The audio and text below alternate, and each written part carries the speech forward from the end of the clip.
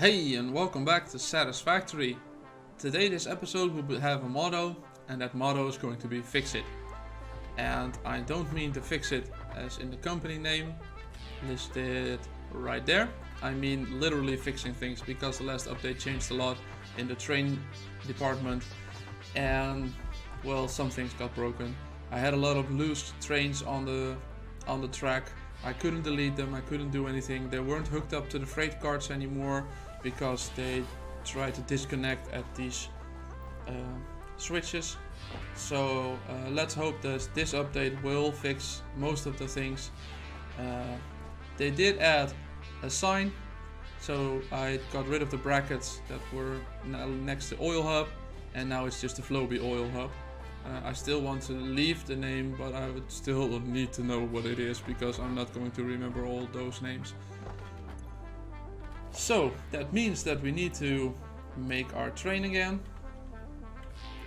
and hope that it works this time. So they updated the model. As you can see, it is more colorful. At least the box on top of it is more colorful than the plain silver that it was. Plain silver and black, I think it was. So that's some things. They also added these lights that are arrows to make it obvious which part the train needs to come into. And they also added the fact that you can have the timetable here, so you don't have to be next to or inside of the train to alter their route. They also added the next stop, so you can see where it's going next. And you can see that I have some more stations set up, and I'll show you around those in a minute. But we need to set this up.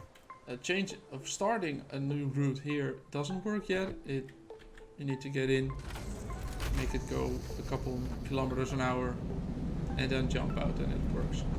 So that's one train, but in between episodes I connected more track. And now I have my aluminum storage that goes right up, and my aluminum factory on the other side of the map. That's about, let me show you it on the map. That's about right here. So let's just say that we have about 20% of the map covered with a track. So that's not bad for the first couple of days of an update being out. Let's update these colors as well. So I need to set up one more train, and in this case it will have 4 carts, because the one is going towards another oil pump that I have set up on the way, and that delivers it to my aluminum factory. So let's set it up. This is the Alu Chu. So it goes to my other oil pump, then drops off the oil to make rubber and plastic in my aluminum factory, and then picks up the aluminum sheets, the batteries and the heat sinks, and then brings those to storage. So I'll show you that route in a minute. Oh, and as I said, you need to update it and jump out. So that's it for now. So let's just go to the next thing that we need to fix. I'll be right back.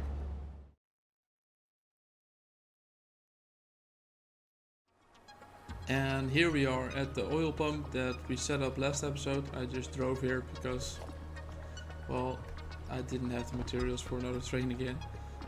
So what do we need to fix here? Well, this we need to fix, because they changed the bounding box of this, and I think they also changed the input. So this is no longer an input, this is now an output. So that's the input now. So we need to change those as well. So let's just get rid of these things, because, well, although it's technically working, I hate the look of it. So I don't know if this is going to work out as well. I think we need to do that this way, because I can't move this down any quicker. But we can fix this in a normal way. So that means that we need to be here.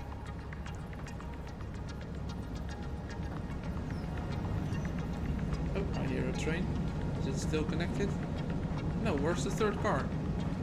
Oh, that means that we have a loose card again. Is it going to go right this time? Yeah, it is. I don't know what the reason is. Sometimes they flick the lever and then one card just goes straight on while the rest is going. I don't know.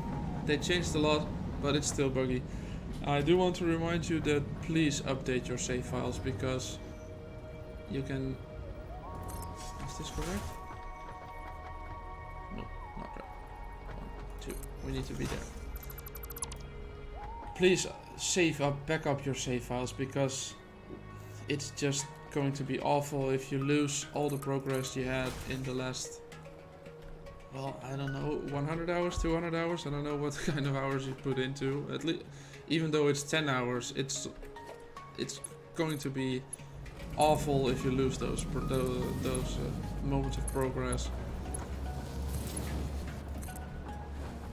So 1 in and 1 in. So at least they're visually connected now. I don't really like this way, but I don't think there's any other way we can do it. At least the turns are kind of tight. So okay, so that's also fixed, but I'm having a red blinking light. Yep, that's the next thing I wanted to fix, because red blinking lights means that we're out of power. So that's the next thing we'll fix. And how do you fix power problems? Well, with a lot of nuclear power. That's for certain. So let's go fix that as well. And we're back. Here we are at our uranium ore. We still have the red blinking lights of hell. Because, well, we can make it. And we can hook it up. Come on, yeah. And then hook up the power. And the reason I had to put a Mark III miner here is because I've set up my uranium, my factory, so it will consume 600 uranium per minute. That's where my calculations have gone, and then I put down a Mark II miner that doesn't come close to having 600 on it. So here we have our uranium belt alongside a nice little waterfall with irradiated water, and I don't know what's wrong with this water, but you can just walk through it. It becomes sort of a cloud, a gas, let's just call it irradiated water. And for some reason we go down here.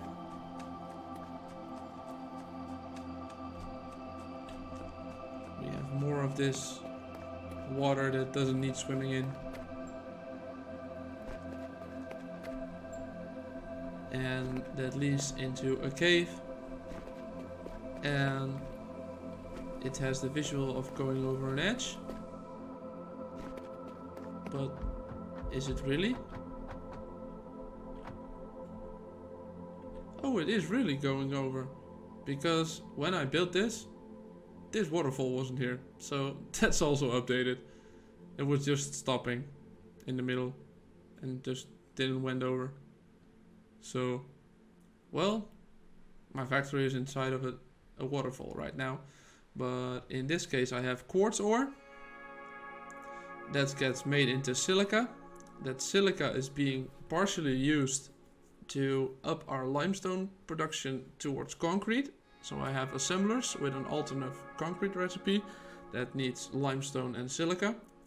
So here I have my concrete, and all those items are being brought up towards my uranium, and on our way a belt of coal is added. So nah, I don't go down this way because that will probably kill me. I have a ladder here somewhere. There it is. Having my hazmat suit on is really getting used to, requires really getting used to, because, well, you don't believe how often I've already killed myself with just jumping down thinking that my blade runners will save me, but, well, if you don't wear them, they won't save you. So here's our 2 pure quartz nodes. So I can up this production quite a bit, but this is enough at this point. So let's just drive down this line.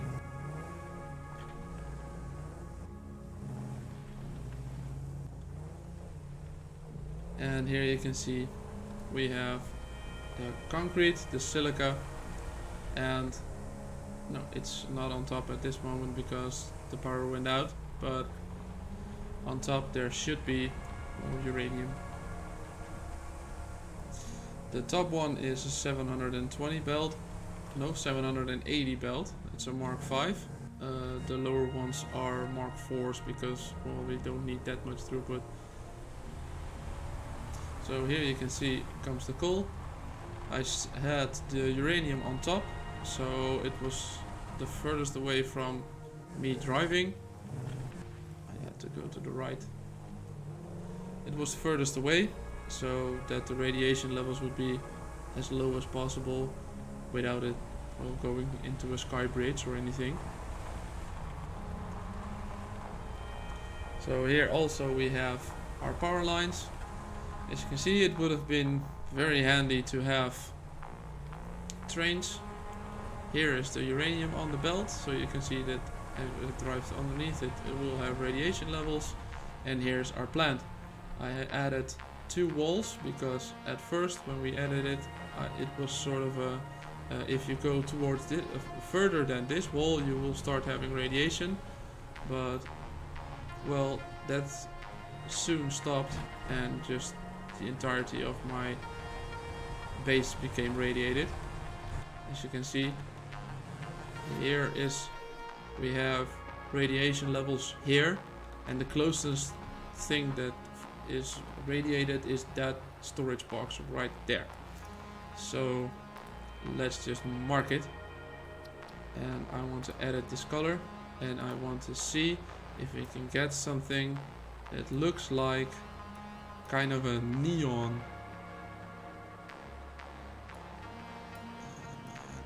And edit. Yeah, I want to have something like a neon colored, neon green.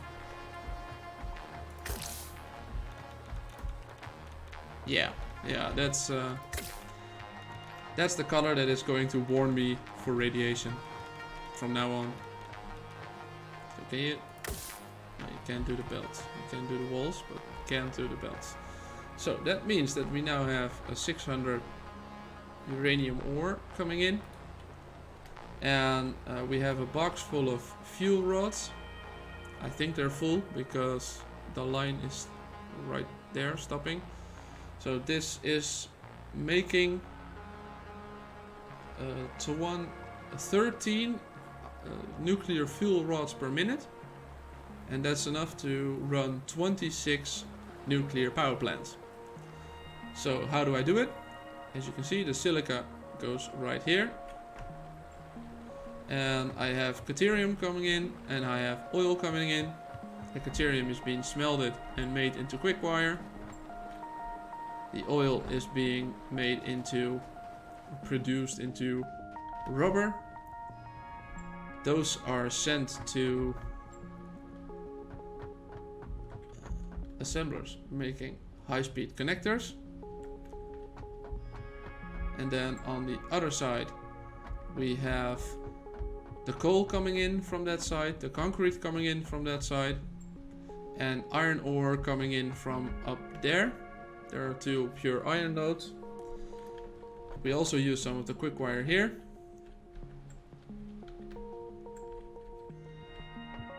It's all standing still because of the power shortage, but as you can see, it's pretty tight walking in between those.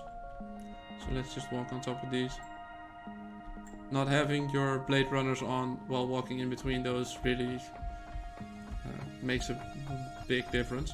So as you can see, here comes iron that's being smelted into iron, ingots being mixed with coal to have an alternate steel recipe that produces more steel per minute. That goes into pipes, and then I have an alternate recipe for the heavy industrial encased industrial beams. And some of the steel pipes are being converted into stators, also an alternate recipe. In this case I wanted to have both alternate recipes on the steel pipes because that was easiest, and I didn't want to include copper in this because there wasn't a copper node really nearby, and adding another thing that I needed to get was just too much of a hassle. And then here are the electromagnetic control rods. They used to look like stators, but now they do have their own texture. They're just some pipes. The encased industrial beams and the control rods are going into that part, and that part gets connected onto those assemblers. So we have 13 assemblers right there making 0.4 per minute. So that's really small, but that's enough. One assembler fully powered, fully working at 100% is enough to get two nuclear power plants running. So as you can see, the radiation levels go up very quickly because we get closer to this box. The more storage you have close towards each other, the higher the radiation levels become. So this entire area is just highly radiated, and just being here just makes the bleeping already go off. That's, well, imminent destruction of your hazmat filters. So what do we want to do to fix our our power problem? That's setting up the nuclear stuff. And since there's already all those radiation levels, since there's already radiation here of gas here, some radiation doesn't really hurt. So let me just quickly make a platform, and I'll put down some nuclear power plants so we can fix our power problems. And we're back. I have a platform. I'm standing on top of the lookout tower, and now it's time to build our nuclear power plants. The model has changed. They used to be open, but that isn't there anymore. So now we have, I'm gonna do this one first because the alignment is easier. They still have, I think they still have some things to do with the model, so they're not done yet. I'm not going to be placing it right here because the inputs are not next to each other. So placing it right there, and this one has to go a line, and then one. Oh no, an autosave right now. That's 1, 2, 3. So that would make the inputs aligned somewhat. They're still not in the same straight line, but that's probably why it's still in experimental.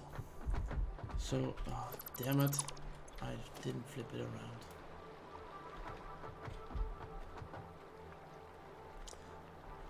So let's search for the line. There it is. 1, 2, 3. So that means that you can place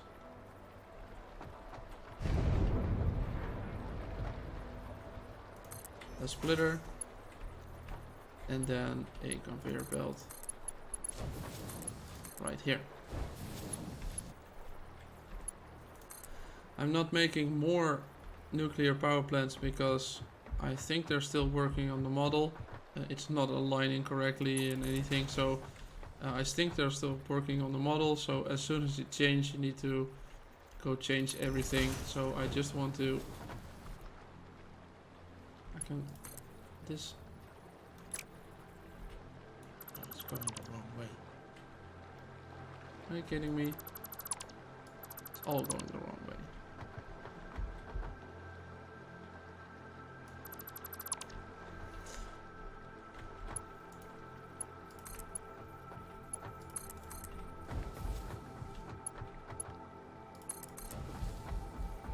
But my idea of building right here wasn't the best one, because as you can see I'm having some poison problems. Let's just get these in my hands. I also want to put on my hazmat suit, because you can only put on or a hazmat suit or a gas mask. So that just means that building here will hurt me in any way.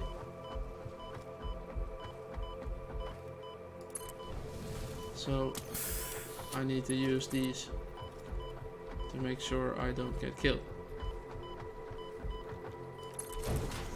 So now I'm almost out of the pollution, and now I'm in the radiation. So there's a part where there's and radiation and pollution, so either way you will probably get killed.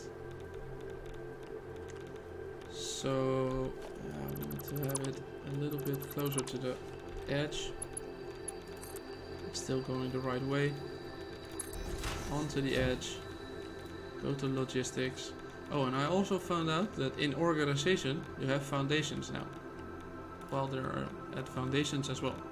And they have an even smaller foundation, 1 meter height.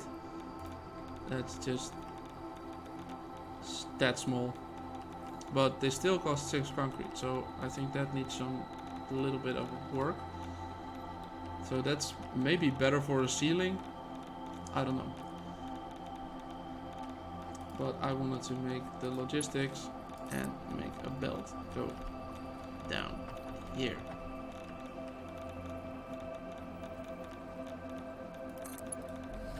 And then have a belt coming out here, going into there. So that means that we have our stuff, and we need to go through the poison again.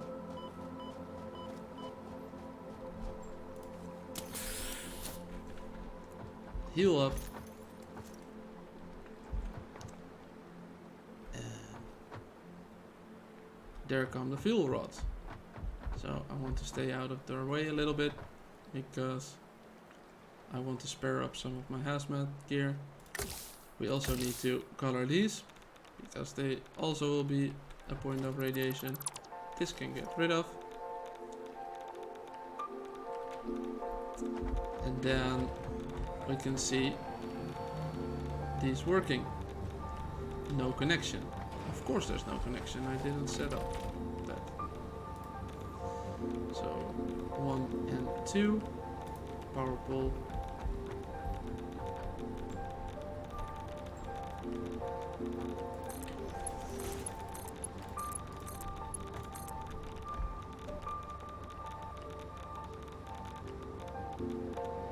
On autosave.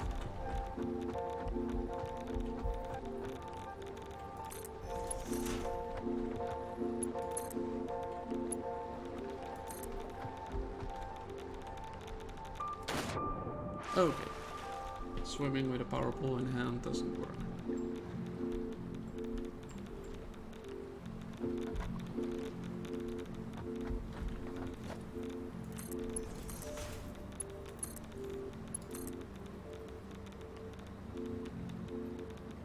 I saw it, black, I saw it, it worked.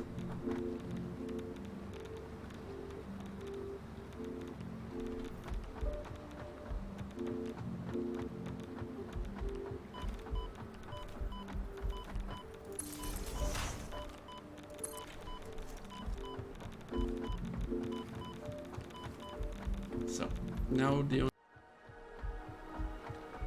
so we need to have one more power pole.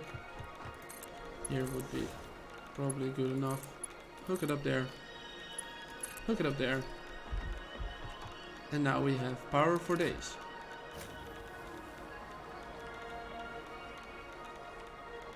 Yay! The reason why I'm using so much power is because this entire production line with all the miners and all the assemblers and everything, well, it uses about 3000 megawatts of power. So we have a serious power need for just those two. So now we are producing 5000 megawatts and it costs 3000 at max to produce that. But as soon as we back up on nuclear fuel rods again, that power need will go down. So can you paint those? No, you can't. That's a shame. So let me just place down some walls and shoot things with my paint gun, and well, I'll be right back to show you the finished build. And here we are again. I've put down some walls around my radiated factory. I put down a radiation warning right here. This is the best I could do. If you can do better, please send in some photos. I'd love to see better ones. But it's supposed to look like the nuclear warning thing. Our nuclear power plants are working in the background. I know I haven't set up the nuclear waste yet. I am going to do that ASAP, because otherwise we will have, well, I think of a fallout situation sort of thing. And we'll be doing that in the next episode. But this was it for today. I hope you liked it. If you did, please like and subscribe.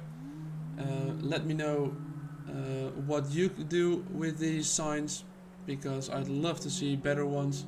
I really do. I'm not that creative in these kind of things. If you have something, if you can create something with a paint gun, just go ham. Please send me a picture. I'd love to make this a better sign, because I'm not quite happy with it at this point. But please like and subscribe if you liked it, and I hope to see you in the next video. Have a good day, and I'll see you in the next one.